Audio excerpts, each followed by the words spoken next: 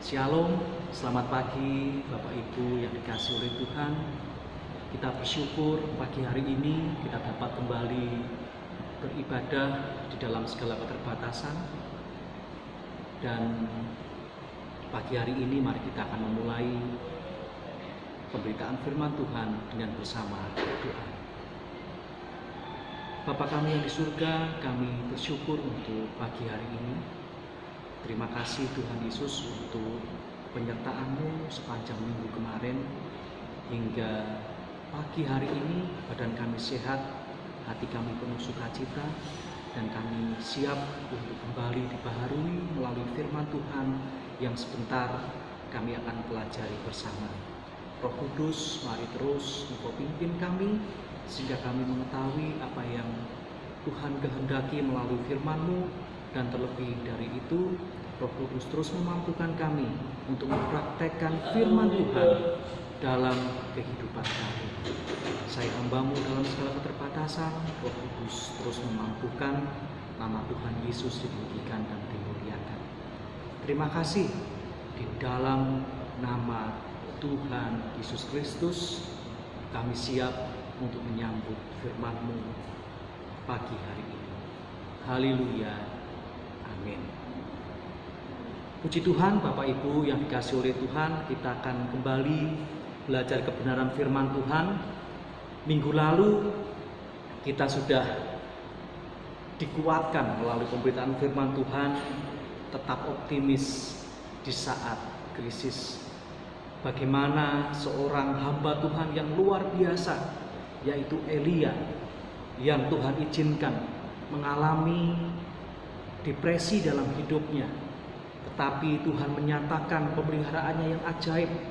Tuhan membiarkan proses itu berjalan sehingga Elia kembali dipulihkan, tidak hanya mentalnya, secara psikologis, tetapi juga dalam pelayanannya. Elia dipakai oleh Tuhan dengan luar biasa. Pagi hari ini kita akan belajar lagi Bapak Ibu Saudara firman Tuhan yang saya beri judul Tuhan tidak pernah lupa. Mari kita membuka Alkitab kita di dalam Kejadian pasal yang ke-40 ayat 1 sampai dengan ayat yang ke-23. Kita nanti akan membaca bagian demi bagian dari firman Tuhan ini. Di dalam firman Tuhan ini dituliskan kisah Yusuf ketika dia di dalam penjara. Tentu kita sudah mengetahui Bapak Ibu Saudara bagaimana Yusuf mulai dari awal sampai dengan ketika dia mengalami hal yang paling menyakitkan, yaitu dijual oleh saudara-saudaranya.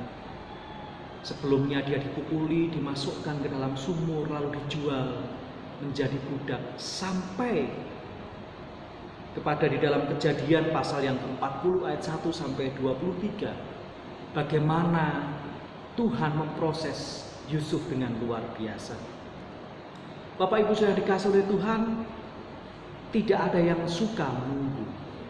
Tetapi kalau kita membiarkan diri kita kesal karenanya, kita sendiri yang akan rugi. Daripada hidup kita ini dibawa kesal ketika kita menunggu, lebih baik seperti kata pepatah, kita menjadikan menunggu ini menjadi ujian kesabaran.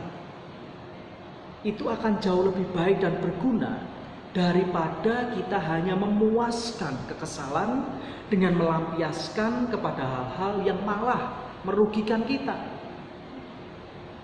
Soal menunggu dan dilupakan, mari kita melihat hal yang jauh lebih buruk lagi, yaitu kisah Yusuf di dalam Kejadian pasal 40 ayat 1 sampai 23 yang kita akan lihat selanjutnya. Bapak Ibu yang dikasihi oleh Tuhan, bagian yang pertama adalah bagaimana ketika Yusuf mengartikan mimpi.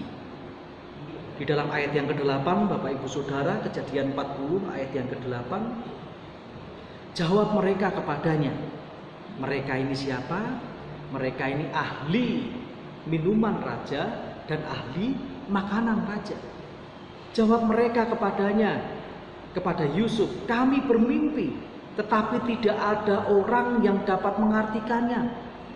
Lalu kata Yusuf kepada mereka, bukankah Allah yang menerangkan arti mimpi? Ceritakanlah kiranya mimpimu itu kepadaku. Saat Yusuf di dalam penjara, ia mengartikan mimpi dua orang pegawai Raja Fir'aun, yaitu juru minuman dan juru roti atau juru makanan, yang berada di dalam penjara bersama dengan Yusuf. Mimpi itu diartikan Yusuf mengarah kepada kebebasan juru minum dan kematian pada juru roti dalam kurun waktu 3 hari. Dan setelah itu apa yang dikatakan oleh Yusuf menjadi kenyataan.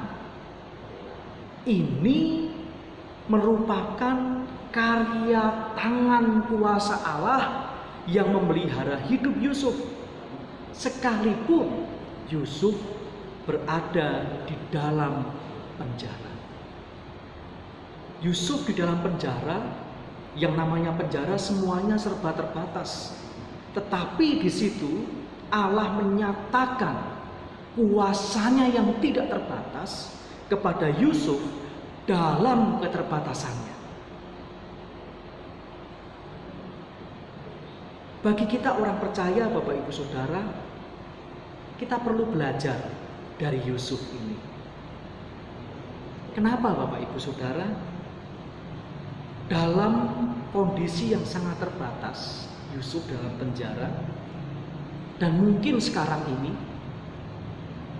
kita semua berada dalam kondisi yang terbatas, atau boleh dikatakan kondisi yang buruk.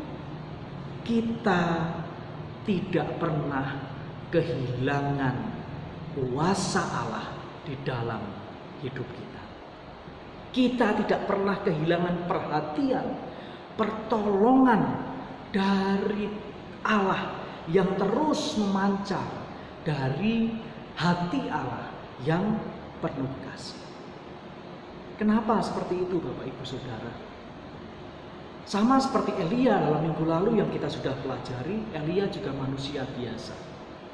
Yusuf pun juga manusia biasa. Yusuf mengalami pertolongan Allah di dalam segala keterbatasannya. Dan kita pun juga harus yakin dan percaya pertolongan Allah yang luar biasa itu juga dinyatakan di dalam keterbatasan kita. Bapak Ibu saya dikasih oleh Tuhan, kalau kita melihat selanjutnya di dalam ayat yang ke-14 sampai dengan ayat yang ke-15.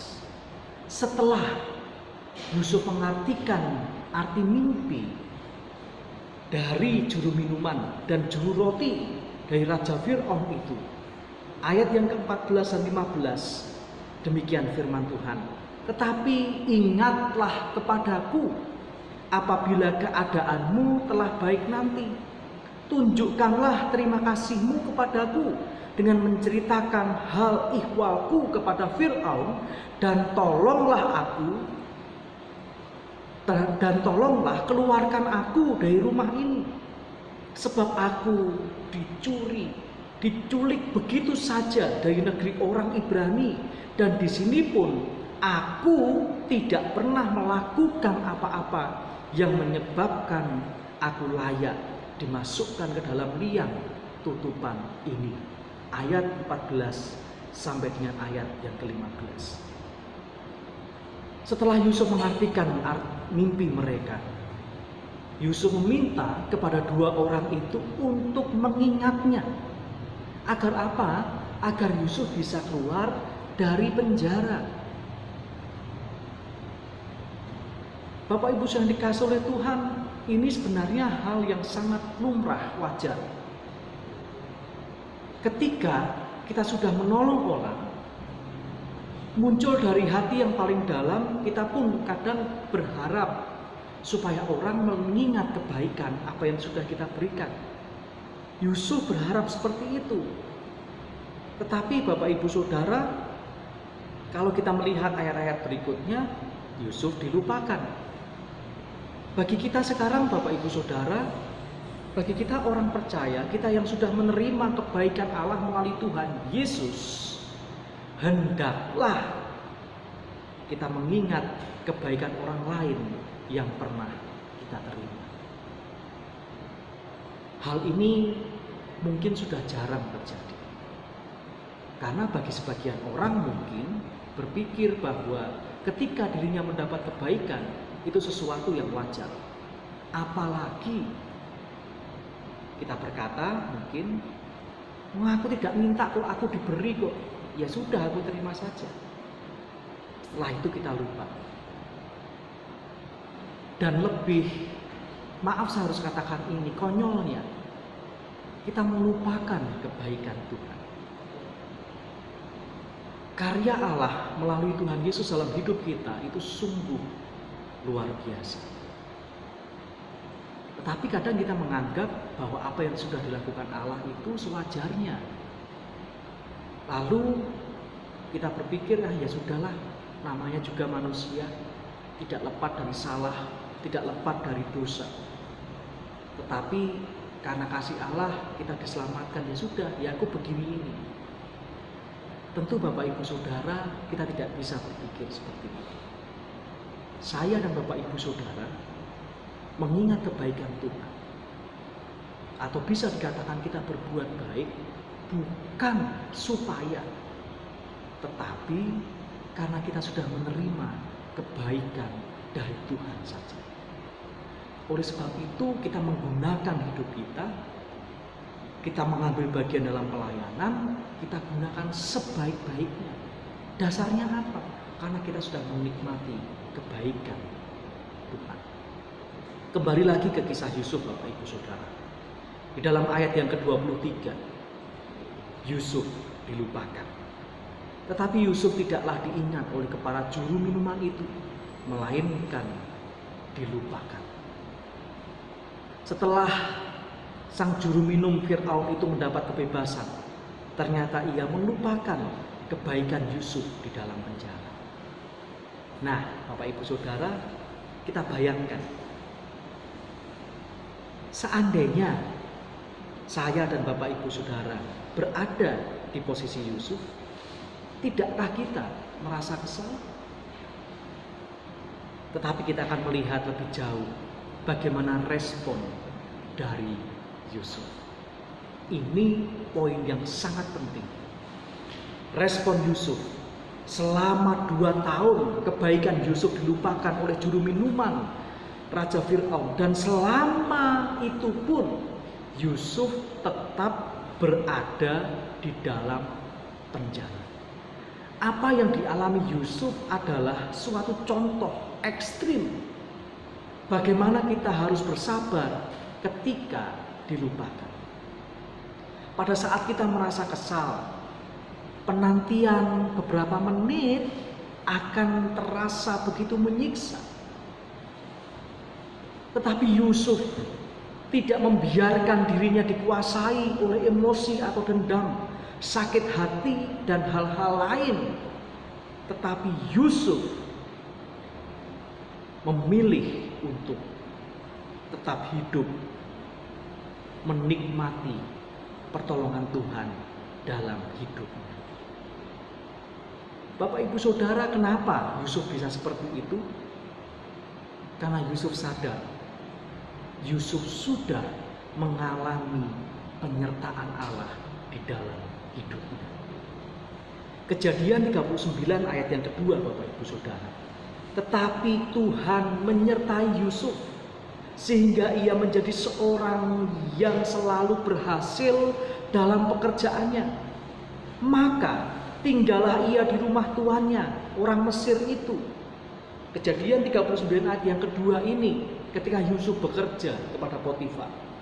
Lalu Bapak Ibu Saudara, di dalam Kejadian 39 ayat 21 demikian firman Tuhan, tetapi Tuhan menyertai Yusuf dan melimpahkan kasih setianya kepadanya dan membuat Yusuf menjadi kesayangan bagi kepala penjara itu.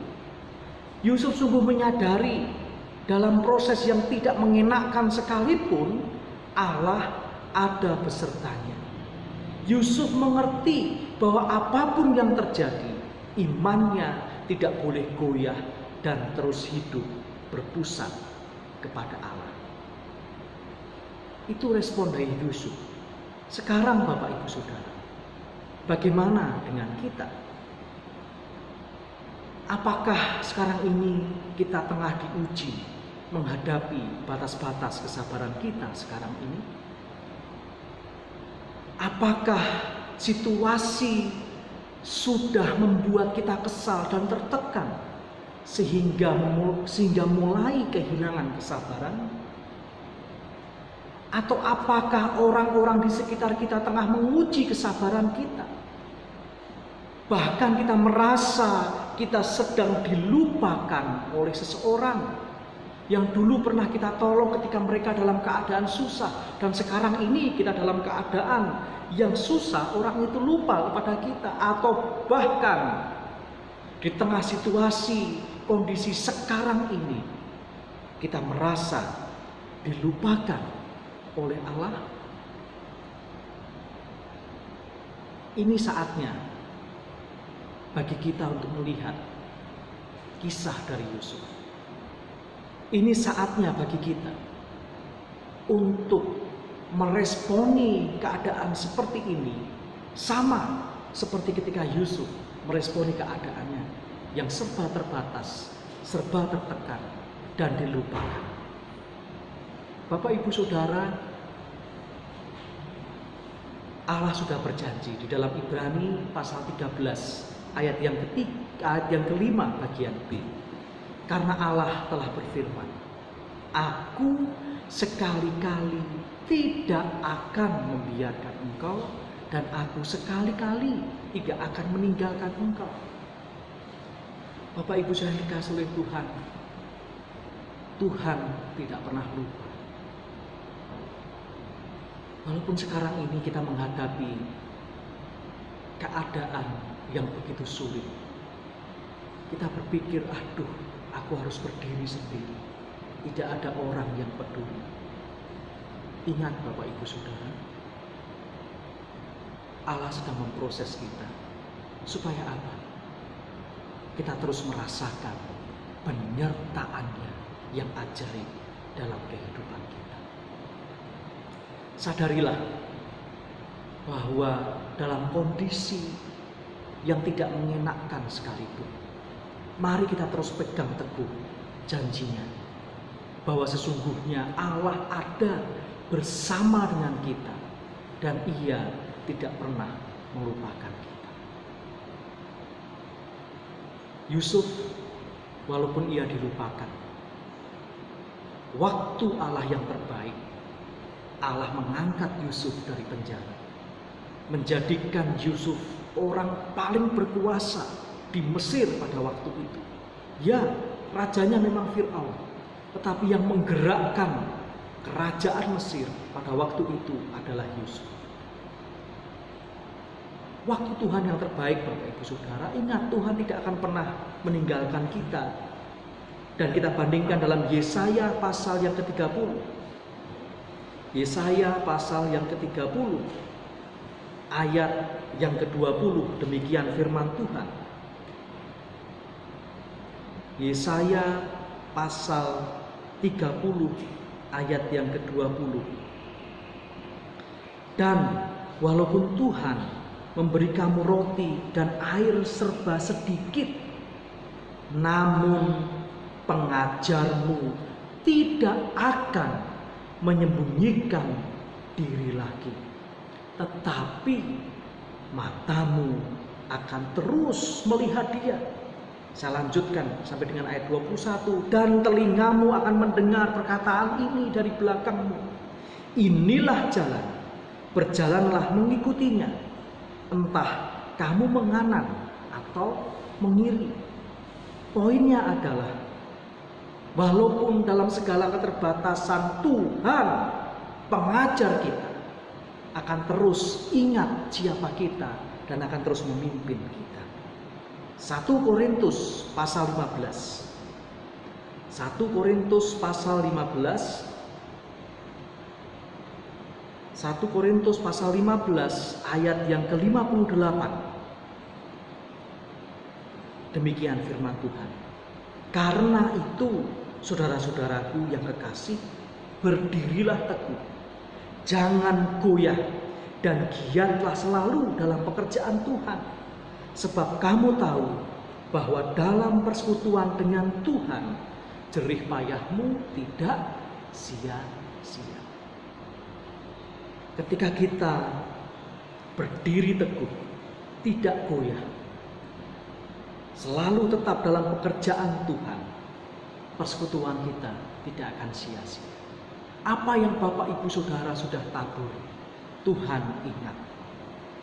Dalam kondisi situasi seakan-akan kita sendiri, dalam nama Tuhan Yesus, Tuhan Immanuel itu akan terus menyertai saya dan Bapak Ibu Saudara. Jadi Tuhan tidak pernah lupa. Amin Bapak Ibu Saudara. Tuhan tidak pernah lupa. Kita pegang teguh firman-Nya. Yusuf manusia biasa bisa meresponi situasi yang tidak mengenakan dengan tepat. Saya yakin saya dan Bapak Ibu Saudara pun di tengah situasi seperti ini, Roh Kudus akan terus menolong kita untuk berpegang kepada janji Tuhan. Karena kita yakin Tuhan tidak akan pernah lupa. Amin. Mari kita berdoa. Terima kasih Tuhan Yesus untuk firman-Mu pada pagi hari ini. Di tengah kondisi situasi seperti sekarang ini Bapa, bahkan tidak sedikit di antara kami merasa sendiri. Tetapi kami tidak sendirian. Ada Tuhan Yesus yang selalu ada bersama dengan kami. Seperti Yusuf menghadapi situasi kondisi yang tidak mengenakan, tetapi Yusuf meresponinya dengan benar karena percaya Allah menyertainya. Oleh sebab itu mampukan kami, Roh Kudus mari terus mampukan kami, berikan kami kekuatan. Dalam situasi kondisi seperti ini kami tetap percaya akan pemeliharaan Tuhan yang ajaib dalam hidup kami semua. Terima kasih Tuhan Yesus. Kami mau tetap berdiri teguh, tetap bekerja giat untuk hormat kemuliaan nama-Mu. Karena kami percaya apa yang kami kerjakan untuk Tuhan tidak akan sia-sia. Tuhan Yesus memberkati Bapak Ibu Saudara dalam rumah tangga, dalam usaha pekerjaan. Anak-anak menantu cucu Tuhan memberkati. Masa depanmu adalah masa depan yang penuh pengharapan bersama dengan Tuhan Yesus. Terima kasih Tuhan. Kami juga berdoa untuk bangsa dan negara kami. Kami berdoa untuk Bapak Presiden beserta seluruh jajarannya, aparat keamanan, gugus tugas dalam menghadapi pandemi COVID-19 ini. Juga para dokter perawat, dalam nama Tuhan Yesus, Tuhan memberkati. Mereka bekerja sebaik-baiknya untuk kebaikan kami semua, seluruh rakyat Indonesia. Dan jikalau ada pihak-pihak atau siapapun yang berusaha mengambil keuntungan untuk kepentingan golongan atau pribadi, memanfaatkan situasi pandemi ini, kami bersatu hati berdoa dalam nama Tuhan Yesus. Tuhan jamah, Tuhan ubahkan hati dan pikirannya. Terima kasih Bapa. Sepanjang minggu ini kami serahkan ke dalam tangan-Mu. Engkau membuat berhasil apa yang kami kerjakan. Dan jikalau Bapa, oleh karena rencana-Mu saja, waktu Tuhan saja, dalam waktu dekat ini kembali kami akan beribadah secara tatap muka, tetapi juga harus menjalankan protokol kesehatan yang ketat. Tuhan terus memberikan kami semua jemaat damai sejahtera kesehatan, hikmat bagi kami para hamba-hamba-Mu, sehingga jikalau waktunya nanti tiba, ibadah tatap muka kembali diselenggarakan menjadi berkat baik bagi seluruh jemaat damai sejahtera, terlebih menjadi kesaksian bagi lingkungan kami. Nama Tuhan Yesus ditinggikan dan dimuliakan. Terima kasih Bapa, sepanjang minggu ini Engkau terus memegang kami dengan tangan kanan-Mu yang membawa kemenangan. Mari Bapak Ibu Saudara, kita berdoa seperti yang Tuhan Yesus ajarkan. Bapa kami yang di surga, dikuduskanlah nama-Mu. Datanglah kerajaan-Mu, jadilah kehendak-Mu di bumi seperti di surga. Berikanlah pada hari ini makanan kami yang secukupnya, dan ampunilah segala kesalahan kami seperti kami juga mengampuni orang yang bersalah pada kami. Jangan bawa kami dalam pencobaan, tapi lepaskanlah kami daripada yang jahat. Karena Engkau-lah yang mempunyai hormat kemuliaan sekarang sampai selama-lamanya. Bapak Ibu Saudara dikasihi oleh Tuhan, terimalah berkat Tuhan, damai sejahtera, penyertaan Roh Kudus dan perlindungan darah Yesus, juga kesehatan yang selalu ada dan menyertai kita beserta seluruh isi rumah kita sepanjang hari ini, esok, bahkan sampai selama-lamanya. Di dalam nama Allah Bapa, Putra dan Roh Kudus, di dalam nama Tuhan Yesus Kristus, kami berdoa dan mengucap syukur. Haleluya. Amin.